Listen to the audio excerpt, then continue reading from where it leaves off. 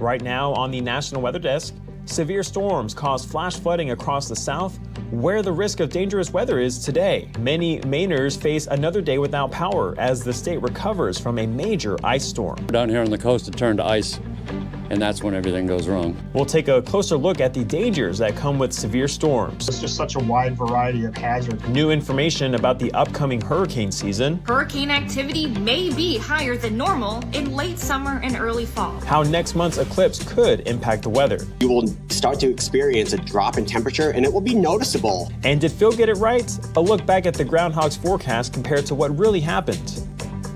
From our nation's capital, this is the National Weather Desk. Good morning and welcome to the National Weather Desk. I'm meteorologist Mark Pena. Severe storms pounded the south on Monday and more dangerous weather could be on the way today. The powerful storms brought heavy rain to Caldwell Parish in northern Louisiana. Flash flooding quickly filled the streets, making it very difficult to drive. Remember, 6 inches of water is enough to carry a person away and 1 foot can float an entire vehicle. So turn around, don't drown. The same storm system also brought pounding rain to Mississippi. This is I-20 near the town of Madison, and as you can see, visibility was very poor. There was also a tornado warning as circulation developed near the Mississippi River. Thankfully, there are no reports of any damage. And the chance of more storms continues today. There is a slight risk for severe storms along the central Gulf Coast, including southern Mississippi and the Florida Panhandle.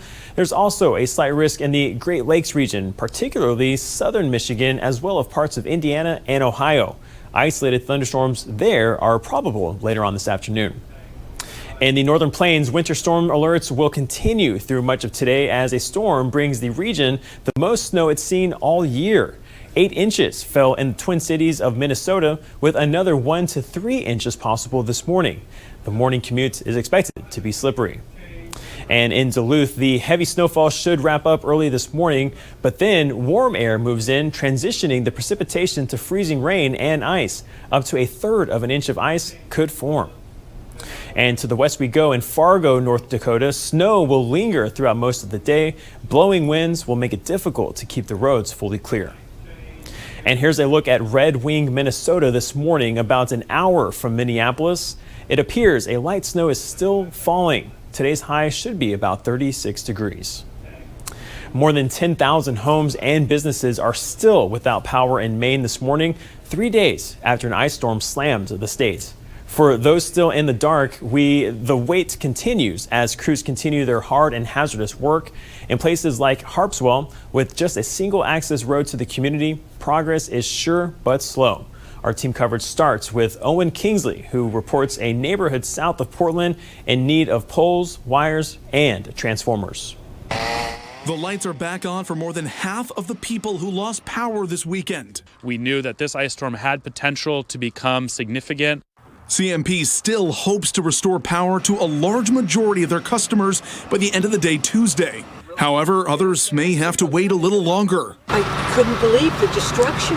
Carol Benedict says a large tree fell on Brentwood Road around 8 o'clock Saturday night. It took out multiple utility poles, transformers, and heaps of wires with it. Down lines and damage to vehicles are trapping some people in their driveways. Spring comes, and look what happens by Mother Nature. Navigating the storm's immediate aftermath was an extreme challenge for first responders. Cape Elizabeth firefighters responded to about 60 storm-related calls. For wires down, trees down, and at one point we had the majority of our main roads in town were closed and impassable. Chief Young also says they've responded to a handful of carbon monoxide alarms for people using generators. CMP crews kept busy on the mid-coast. These crews were working on lines leading into Harpswell. The street I live on, there was limbs that were hanging off the wires. One house in my neighborhood did get some damage with a tree. It was windy and not a whole lot of snow at once, but it just stacked up. And, you know, as you know, down here on the coast, it turned to ice. And that's when everything goes wrong. Many homes are now running off generators, and with several gas stations closed from power outages, those that were open had long lines. This station even ran out of fuel Sunday. When the power went out, even the main roads were impassable from all the downed trees. Harpswell firefighters were the ones to cut tree limbs and clear the road. So our goal was simply to cut a single lane. We would only cut what we could just so that we could pass emergency vehicles. We used the plow trucks after we cut the debris to push it off the road. Families without power hoping it comes back on soon. The weekend weather reminded folks in Maine of another ice storm, one that happened more than 26 years ago. But were the two events similar? Meteorologist Emily Sansom compares the two storms. Now, that ice storm in 1998 is one a lot of Mainers remember. It was one, if not the worst ice storm to hit the state. It lasted much longer than this weekend storm, just about 5 days straight from January 5th to January 9th in 1998. The main event for northern New Englanders started on the night of the 7th. Bridgeton to Lewiston to Augusta and to Waterville were hit the hardest. By January 10th, between 1 to 3 inches of ice accumulated on poles, wires, and branches in southern Maine, and dealt a much bigger hit in terms of power outages. 365,000 customers were in the dark and cold at one point. Some people were without power for months.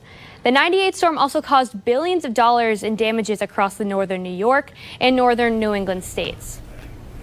Now, there are many dangers that come with severe weather. Iowa meteorologist Garrett Hyde looks at some of the dangers and ways you can protect yourself. Overall, the latest weather-related fatalities across the United States from NOAA has heat as one of the leading causes in 2022. But of course, when you span that out over the past 10 to 30 years, flooding has consistently been one of the top killers for severe weather-related fatalities. But a positive trend is both tornado and lightning-related fatalities have been on the decline here in recent years. Overall, though, the vast majority of lightning-related fatalities occur when people are outdoors around bodies of water and, of course, trees. But the easiest and the best way to stay safe around thunderstorms is simply, if you can hear thunder, make sure you're going indoors and seek shelter, avoiding windows or any external walls. But if you are caught outdoors, be sure to stay away from any tall objects such as trees as much as possible. But lastly, continue to monitor for weather updates as things do continue on. But on that note, do make sure you have ways to get those updates from multiple sources, like right here on TV, NOAA Weather Radio, online, or social media. But do make sure those updates are coming from reliable sources that, of course, that you trust. We are currently in an El Nino weather pattern, but that's expected to change as we approach the summer months. Meteorologist Lexi Horvath looks at what that could mean for this year's hurricane season.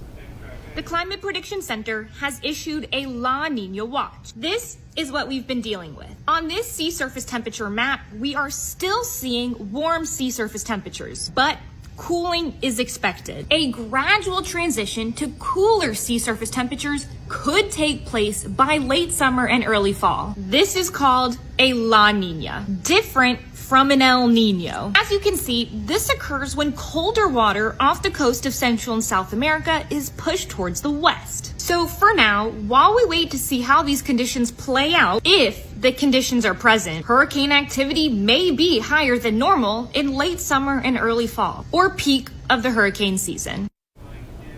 Now, a fire on a Carnival cruise ship near the Bahamas is now out. The Carnival Freedom ship reported the fire on Saturday. Witnesses reported that the ship may have been struck by lightning. That has not been confirmed, and the cause is still being investigated. The captain turned the ship towards an area with heavy rain to help put out the flames. There were no reports of injuries, and all areas of the ship are now fully functioning. And researchers have discovered a prehistoric amphibian believed to have lived over 270 million years ago. And they've named it after an iconic celebrity. This is Kermitops gratis. Paleontologists at the Smithsonian National Museum of Natural History named it after the Muppet icon, Kermit, for its big oval eye sockets and cartoonish grin. It predates the dinosaurs, and researchers believe it roamed portions of Texas over 270 million years ago. And coming up on the National Weather Desk, we'll look at how the upcoming April 8th eclipse could impact the weather. And today marks 1 week of spring. We'll check in and see how accurate Puxatawny Phil was when he predicted an earlier start to the season. And time now for a short break, but first, let's take a flight over Burt's Lake in Michigan.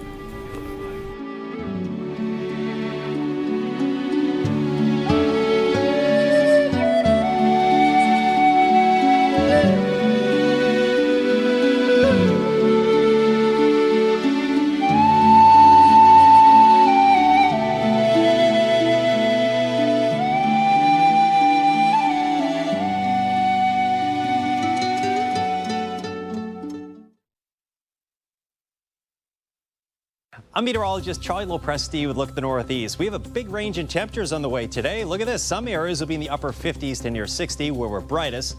But most of the area in the Northeast will be in the 40s. Even some 30s are possible in northern New England. There's a little ocean storm trying to back in on us with some clouds, potentially a little bit of drizzle as well. That steady rain you see in western New York, most of that action gets into the Northeast on Wednesday.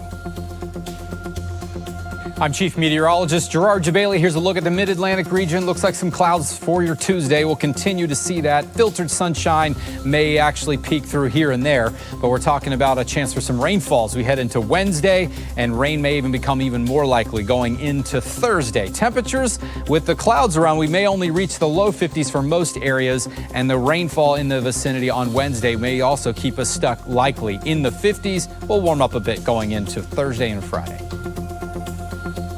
Good morning, I'm meteorologist Charlotte Carl. As that frontal system continues to move through the southeast, we do still have a level 1 out of 5 risk on our severe weather scale. So keep in mind, everyone in the southeast, that includes Tennessee, parts of North Carolina, South Carolina, Georgia, and even parts of the panhandle of Florida are likely to see some rumbles of thunder. Highs today warm in Florida, cool for everyone else that has already seen that front move through. And then throughout the day, it'll make its way to the southeast.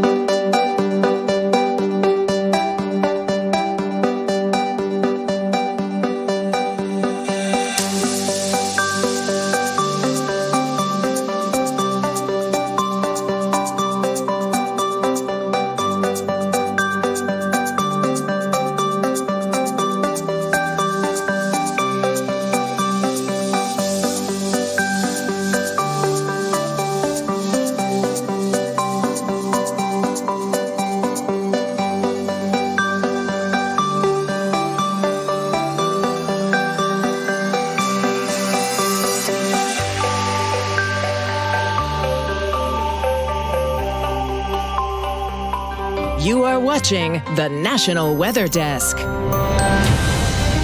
Trails are closed at the Sleeping Bear Dunes National Lakeshore in Michigan. The reason? An infestation of the invasive hemlock woolly. Meteorologist Trevor Robideau tells us why there's a concern over this insect and why it's on the rise in Michigan. Hemlock woolly adelgid is a small aphid-like insect that uses its long siphoning mouthparts to extract sap from hemlock trees. Now, HWA feeding weakens needles and shoots and branches, and over time, tree growth slows, and the tree may take on a grayish-green appearance. Without treatment, infested trees can die within 4 to 10 years. This has a negative impact to not only the hemlock trees, but also the ecosystem. They're a very important part of our forest ecosystems. So hemlock trees will stabilize dunes near the lake and prevent soil erosion. And hemlock trees also grow near streams and shade the streams and keep those stream temperatures down, which is important for fish populations. Introduced to Michigan between 2015 and 2017, HWA has existed mainly in southwest Michigan, but has slowly moved northward. We actually had hemlock woolly adelgid in 2021 over the winter in the Platte River campground. That was a pretty small pocket that was treated right away successfully, and we haven't seen it until this year in 2024. So how is it spreading? We noticed that here close to the park along M22, it's definitely spread along some of the main roads, and our thoughts are that that's probably via delivery trucks or people with high clearance vehicles, large RVs, semis. It's also spread by attaching to people's clothing, their gear. And according to Acharya, the problem could become more common in future years due to warming weather trends. We have warmer weather on this west coast of Michigan, and so those hemlock woolly adelgid are able to exist through these warmer winters and better growing seasons. Now that the first week of spring is behind us, we thought it might be a good time to look back and see if Puxatawny Phil was correct when he forecast an early spring. To do that, let's turn to West Virginia meteorologist Brandon Stover. Well, it's officially spring now. It started at 11:06 on Tuesday, March 19th, but doesn't actually feel like it. We are now 6 months removed from Groundhog Day, an important day for groundhogs and meteorologists alike. Taking a look back, Punxsutawney Phil, our nation's groundhog, didn't see a shadow, indicating an early spring. Our very own French Creek Freddy here in West Virginia also agreed, along with Buckeye Chuck in Ohio. Although you can certainly still have bouts of cold and some flakes into spring, this stretch as a whole has certainly been a warmer one here in the Ohio Valley. Already have plants blooming, and you can see why. Our temperatures for both February and March were well above average, and our snowfall only came in at 12.2. That is well below normal of 30 inches. And it's not just here. Cities like Pittsburgh, Cincinnati, Charlotte, and Philadelphia, just to name a few, were also unusually warm after January. Snowfall in those areas between 1 to 2 feet below normal. So the moral of the story, it looks like many of the groundhogs were right. You can't judge them based on a day or two, but the whole picture does clearly show an early spring. It's pollen season in many areas of the country, especially in the southeast, and you may think that's what's causing your spring allergies, and you may be right, but only to a point. Meteorologist Taylor Knost explains. Spring allergy season is well underway in the southeast, including here in Columbia, South Carolina. This yellow pollen covering everything comes from pine trees. And as much of a nuisance as it is, most people aren't actually allergic to pine tree pollen. It's the invisible pollen from oak, willow, and birch trees that are the main culprit for most spring allergies. Now, here in South Carolina, tree pollen season tends to last until about Mother's Day. So we have another month and a half to suffer through. But later this year, from late summer through the fall, ragweed will become the enemy, causing allergy trouble until the first fall freeze.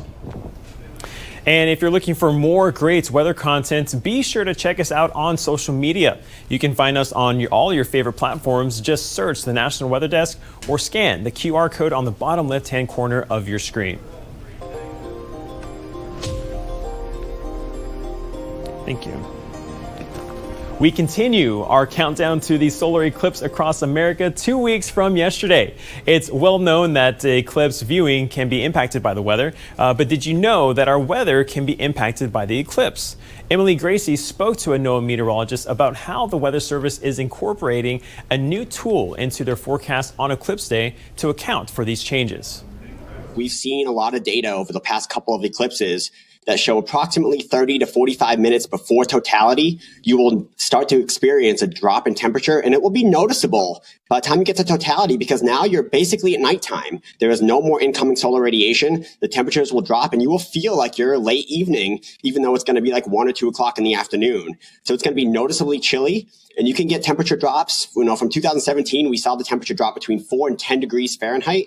And actually, there have been some reports of drops as much as 16 degrees Fahrenheit from other total solar eclipses. Something so specific as this one day where we don't have a whole lot of historical data. How do you forecast that change in temperature? We developed a forecast tool in our what we call our graphical forecast editor, which is the computer software we use to create our forecasts. And we developed an algorithm from the 2017 eclipse that allows us to hopefully accurately forecast a temperature reduction that will occur plus 1 hour to minus 1 hour around totality for the areas that will be experiencing the total eclipse. And so many things that are impacted by temperature as well, not just like that actual feels like, but like storms could be impacted, right? Like cloud development. This is like touching every little part of weather, right?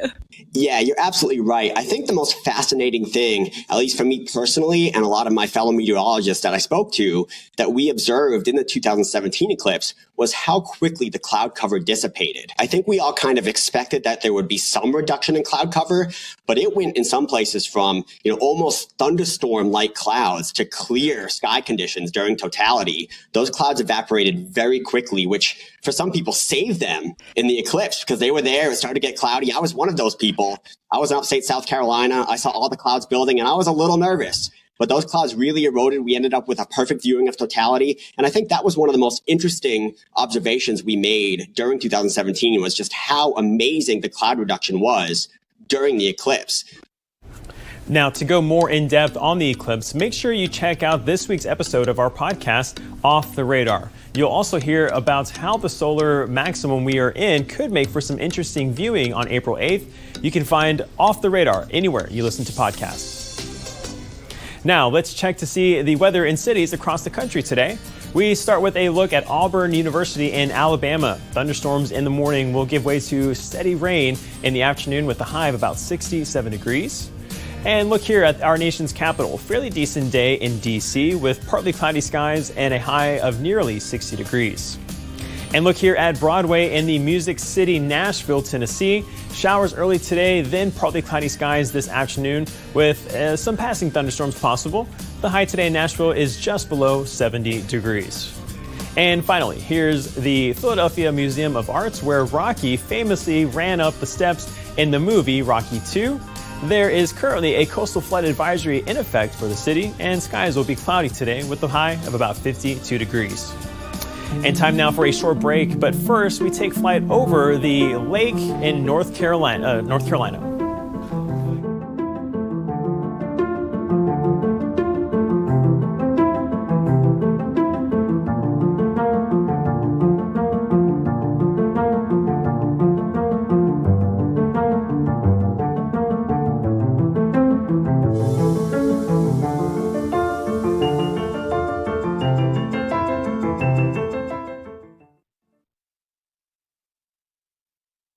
Well, a very good Tuesday morning, everyone. I'm meteorologist Andrew Buck-Michael. We've got some snow across Minnesota and Wisconsin and rain across the Ohio Valley and Great Lakes. Now, as we continue on through the day today, this will all slowly start moving its way east. So tomorrow, looking pretty quiet for most of the Midwest, although it's going to be chilly, some 30s and 20s for high temperatures tomorrow. Jumping into your Thursday, more sunshine coming out, and all of us should be a little warmer as well by Thursday. Good morning, I'm meteorologist Alex Garcia. Here's a look at your regional weather. Downright cool as you get up north. 27 in Amarillo, 34 back up into Oklahoma City. We're into the 40s out here at El Paso. Everybody else in the 50s and 60s. Some rain still going on in New Orleans, but the front will kind of clear things out. It'll get warm and it will get breezy all across most of Texas today. I'm meteorologist Alex Garcia, and that's a look at your regional weather. Well, hi there, everybody, and a good Tuesday morning to you. I'm meteorologist Shannon O'Donnell. Starting to warm up through most of the west. A really comfortable 72 today out of Phoenix, back into the upper 50s in the Rose City. Scattered showers out of Portland, and 53 in Spokane. But still some cold air draped over the midsection of the country. And we've got the stationary front dropping down over the Four Corners region. Going to drop some snow showers in the high country outside of Salt Lake and Denver later today. And that's the scene from here.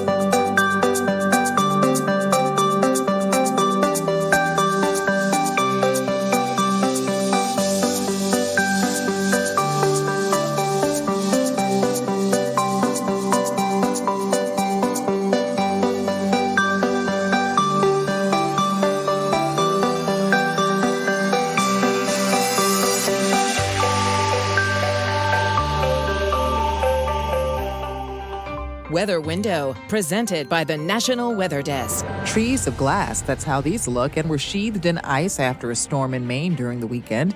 In Utah, Sunday, Grapple and Enoch, and Monday afternoon above Fairview, a funnel cloud appeared to form, but we're told it disappeared soon after. And Saturday night lights over Redding included these bolts of lightning with the hazy moon in the distance. Listen to Off the Radar, new episodes every Tuesday. We now want to share some of your weather photos submitted to our stations via Chime In. Sandra Todd took this beautiful shot of an isolated squall at sunset on Sunday near Boise, Idaho. And Colleen Bowman captured this rare moondog over Damascus, Virginia. The ring is an optical illusion caused by the moon's lights refracting off ice crystals in cirrus clouds. And check out this photo of the full warm moon early Monday morning. Washington's cherry blossoms are in the foreground with Arlington House and Arlington National Cemetery just below the moon. And don't forget, we want to share your weather content on air. Send it over to us via our social media platforms or uploading it via Chime In on your local station's app or website. We'll be right back.